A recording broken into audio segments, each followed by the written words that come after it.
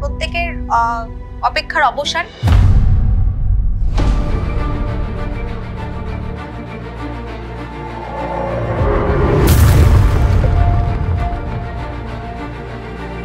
SSC CGL CSSL MTS আর GD মানে যেগুলো এসএসসির এক্সাম হয় সমস্ত এক্সাম এখানে ক্যাটার করা হচ্ছে, সমস্ত এক্সাম এখানে তোমাদের পাবে।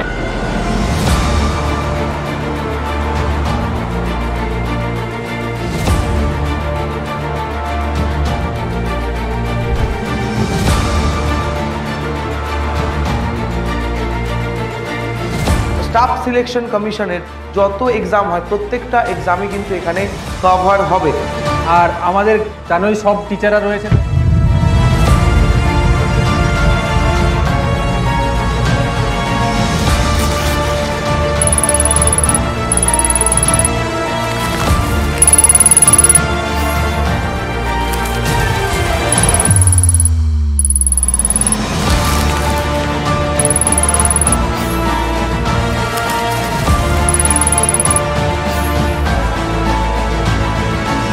আমার সাবজেক্টে আমি যে কন্টেন্ট প্রোভাইড করবো এটা বিগত 5 বছরকে সামনে রেখেই আমার পুরো ম্যাথসের কন্টেন্টকে রেডি করা হবে।